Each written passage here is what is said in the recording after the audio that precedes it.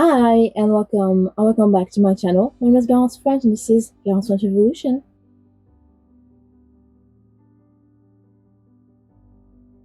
So we are back for the last part of this full part series that I made on this channel where I talk about my favorite, in this case, TV shows of 2025 so far. I already made 3 videos about my favorite albums, movies, and music videos. And yeah, this is the last part so far. So usually at the end of the year, I do a list of like my top 10 favorite TV shows, albums, etc. But halfway through the year, I realized that we have so much already that I really need to talk about it. So I'm doing a halfway through the year list, and then we'll get to see, what stayed in the top 10 and what didn't. And yeah, let's dive in. So at number 10, I have Il Gattopardo. I don't know how you say it in English. I don't know how you say it in French. I watched it in Italian because I speak Italian, and it was a very fun way for me to also practice my Italian. But yeah, the leopard, is it called in English? I don't know. I'm gonna say Il Gattopardo, but like, you figure out what it is. This TV show is a miniseries from Netflix, and it's actually a remake of an old movie, which I didn't know. But again, you kind of educated me about this. And yeah, actually, I never heard about the older movie. I heard about it afterwards because people were talking about the series and notably the costumes because it's a period drama. So we have a lot of very beautiful costumes. Yeah, I didn't know, so it kind of educated me about the story. Are in Sicilia. Is that how you say it in English? I don't know. I'm sorry, I'm French.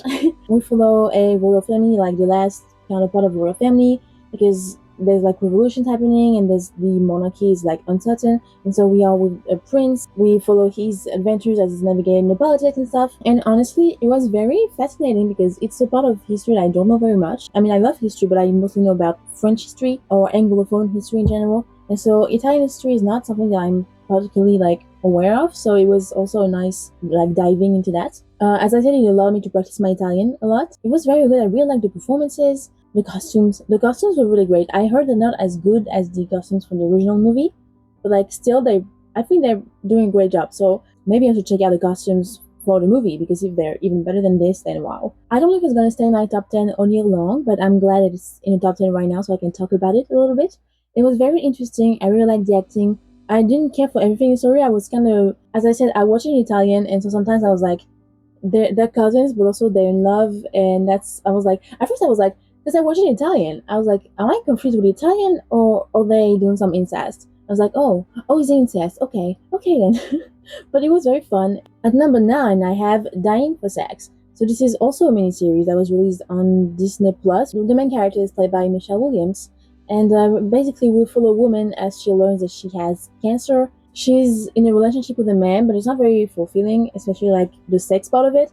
And so when she finds out that she's dying from cancer, then she wants to do certain things in life, as people do when they find out such terrible news. One of her goals is to explore her sexuality and explore what she likes to do with sex and everything. So she goes into more like BDSM and stuff like this. And it's actually very interesting because we follow her as she's going, like, she's sick, but also she's not really telling the partners that she's with.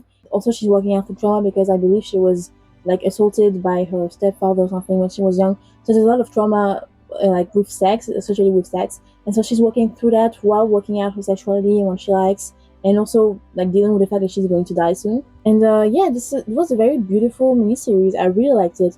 I like the way that we talk about sex, and it's not shameful. It's not explicit in terms of there is some nudity, but like it's not like, I don't know. It's not sexualized. I don't know if it's sexualized, but like it's not shocking, it's not vulgar, it's the word I'm looking for. We talk about sexuality in a very healthy way. Like, she's not shamed for exploring her sexuality and her desires and going to this like more BDSM kind of vibe. She's encouraged, her friends really encourage her. The show really portrays this as just a facet of life that we don't really like to explore because sex is taboo.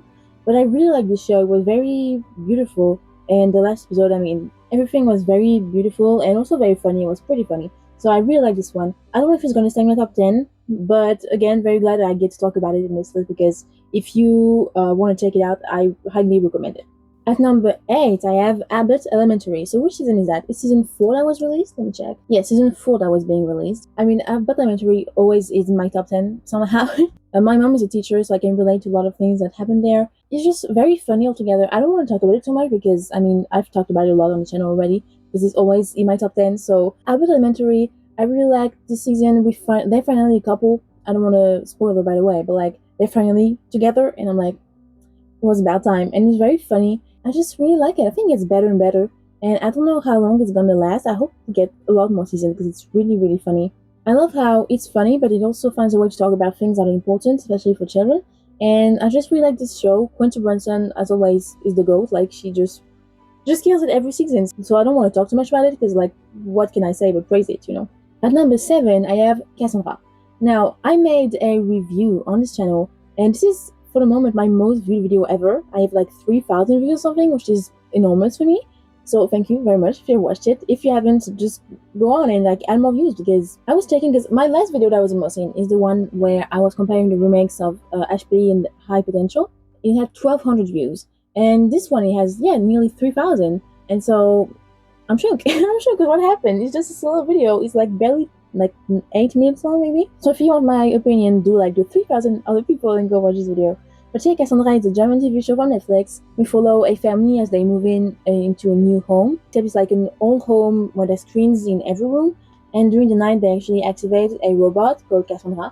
And she's on every screen in every room. And she can control the house and everything. It's all downhill from here. She was a real person, then she died, and she was made into this robot. I'm not going to tell you exactly how, but now she wants to take control of the house, but most importantly of the family, because she's a mother. She used to be a mother, and she wants to take care of the kids, but she does so in very violent way. She manipulates people, and it's extremely disturbing. But it was so well done, and I really, really liked it. That song is still, I'm still in my playlist, because every morning she wakes up the family with a song from, it's called Guten Morgen Sonnenschein. It's by Nana Mouskouri. It's actually a French song, but that was turned into a German version back in the 70s. And so it kind of became viral, and now it's on my playlist, and I learned the chorus. I can sing the chorus now, so. But yeah, it was a very good show, and I'm obsessed. I'm really obsessed with the show. It's going to stay in my top 10 all year long. At number 6, I have Paradise. Now, I watched this show on Disney Plus. At first, I didn't really know what to expect. I was like, okay, so let's just watch the first episode, see what it's about. And we follow a body. I don't know what's the bodyguard, but like, it's a secret agent working in the White House, like for the president.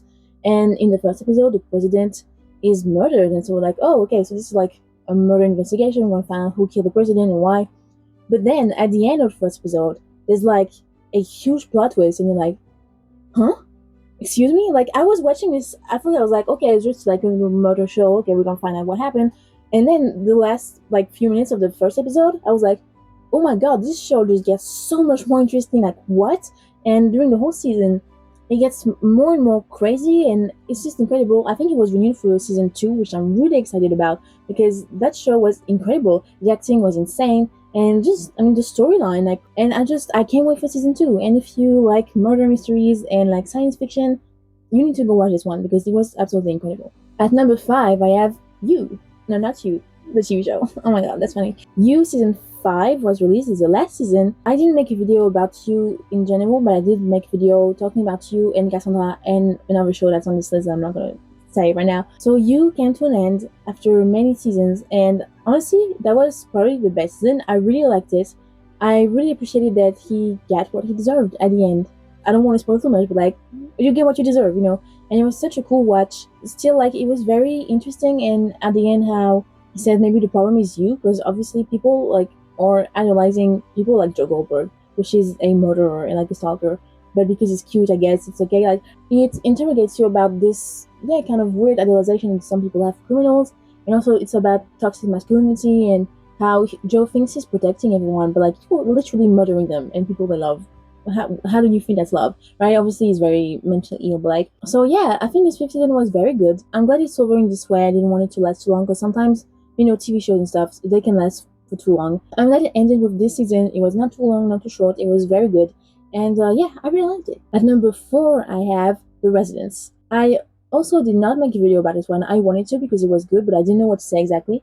But yeah, The Residence, it's a miniseries from Netflix. It's so incredible. We have another show that takes place with the president in the White House, but basically there's a murder in White House. It sounds like Paradise, but it's very, very different. Yeah, there's a murder in the White House, and we have to figure out like who of all these people is a murderer, and like what room we follow. Like, the main character is really the house, like the White House, because it takes place inside, and we follow the people who work there, and we follow them in the different rooms and stuff, and it's a very clever show. Also, I mean, the acting was incredible, and it's nice to have a protagonist that's a black woman, obviously. The cast was very diverse. We had a black woman, the president was gay. There was a lot of diversity, which I really appreciated. It was incredible. The acting was great, the writing was incredible, and it was so clever. by the end of every episode, you really wanted to see like what was happening next, and so it was very well written. It was very fun and very well thought and extremely well written, and so I'm obsessed. So if you want to watch, it's a mini series. It has like 5 or 6 episodes maybe. It was very interesting and very fun, and I could not have guessed the killer because it was incredible. I also really like that we follow the story as it's being told, like in court, like when people are, appearing in court to talk about it. And so we had the same reaction as the people who were being told the story. And so it was very clever writing, it was very funny. At number 3, I have Adolescence. Now, I talked about it briefly in my Toxic Masculinity video. Adolescence was incredible. Again, a miniseries on Netflix. We have a lot of miniseries these days, and honestly, it's not that bad. I really like them. Basically, we follow a young man named Jamie, who's like 13, who is accused of murdering a girl from his school named Katie. And we follow him as he's being arrested, and then afterwards, like, we follow him in a therapy session and stuff. But the real thing about this show is that it was shot in one take. Every episode, there's 4 of them. They were shot in just one take. So we have 1 hour-long take for each episode, and that's absolutely incredible. In the first episode, we follow the police as they arrive into the house, they arrest him, and they bring him to the police station. We follow him, like, we're with him in the car for like full 5 minutes or something. And this makes the show very, like, we feel like we're in the show with them because we're experiencing things in real time. And so that's such, like, incredible writing, but also, like, technically speaking, like, that's incredible because you have multiple locations, you have so many actors, background actors, like main characters for the episode. It's all just one take. And like, wow, like, the acting is incredible. And I really like the message of the show also because we know that he murdered the girl. And in the first episode, he's told, like, we're showed a video of him murdering the girl. Then we have to figure out is why. And that's really a true question. And so this show is really about, toxic masculinity and why, like, men murder women, especially boys. I mean, he's like 13, right? And why does he hate a woman that much that he has to murder her at 13 years old, right? Like, and how, like, what caused that? Who caused that? Is it the internet? Is it video games, that make people violent? Like, what happened? It was a very emotional show, and the message behind it was so important and clever. It was very great. It's also a hard watch because there's a lot of, obviously, emotions. Someone died, and there are people dealing with grief, and it's not an easy topic. Like, it's not an easy show to watch because we talk a lot about misogyny and stuff like this. But also, I think it's important to watch it, and it's important that we have stories with kids and little boys, and they see the consequences. What I was talking about in my masculinity video is that in this show we mostly see the consequences that it has on people. Like, obviously, Jamie is, like, arrested, and then later on he goes to jail. Like, we see the consequences on the girl's family, the girl's friend, and on his family, the murderer's family. Like, we see his father, his mother, his sister, they are being, like, harassed, and they're being bullied, and they're falling apart because, like, obviously, like, how can you imagine your 13-year-old being a murderer? Can you imagine the effect it has on you? And, like, and that's, the show really makes you think about, like, we're not really showing the murder in itself or the investigation about the murder, like, what happened. We read, like, why it happened and what it did for other people, and that was so clever and so important. So this show is going to stay in the top 3, I think, this whole year.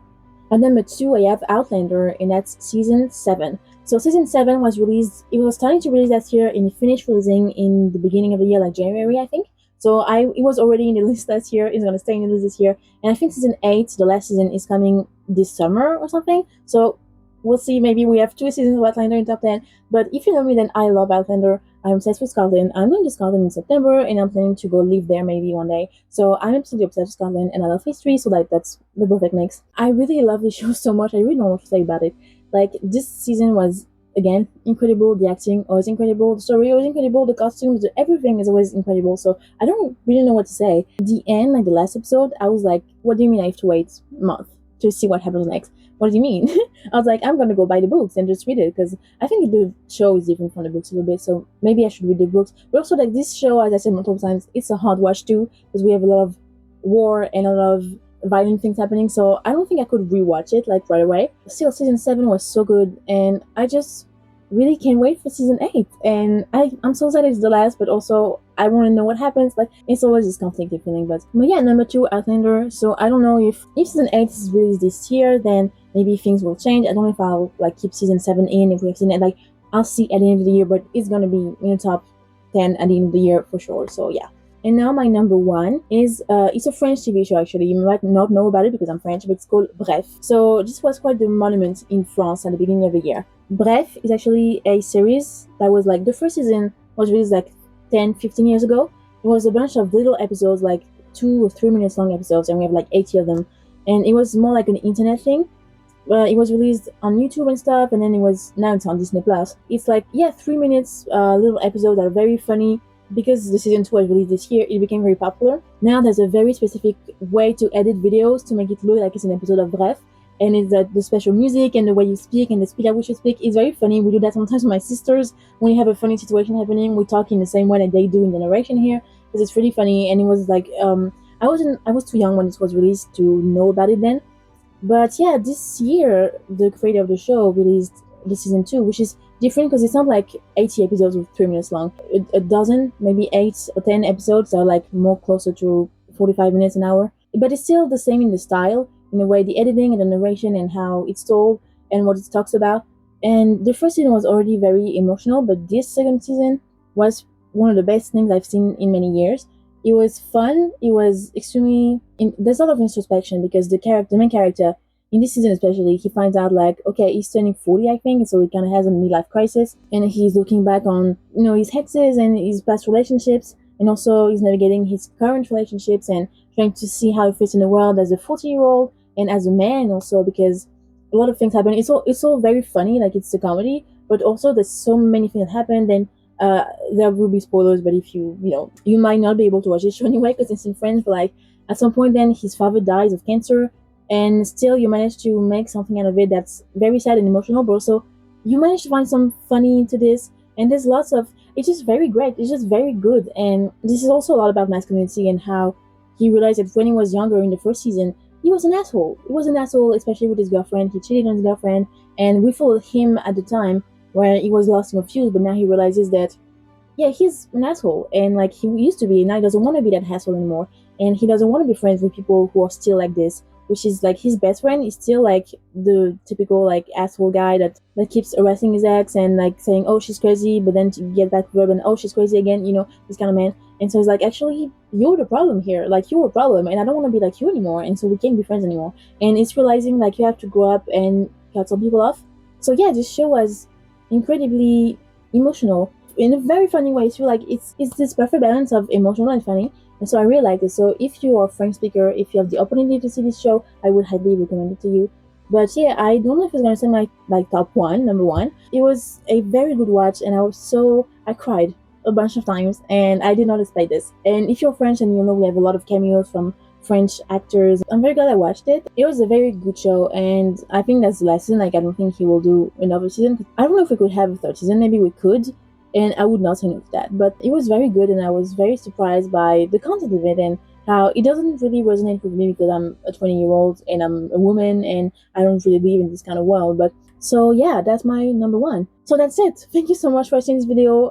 As I said, you can watch my other videos about my top 10 of 2025 so far. And we'll see what stayed in that top 10 and what didn't. And I can't wait to see what else we get. We had so much release already this year. Like, I have a list. This is just my top 10, but I watched a bunch of it. Like, so much I didn't get to talk about because there's just so much happening. So maybe I'll do one when I talk about it more in detail. I don't know, but we'll see. Anyway, thank you so much for watching this video. I hope you enjoyed it. You can leave a like, comment, and subscribe. And I'll see you soon for another video. Bye!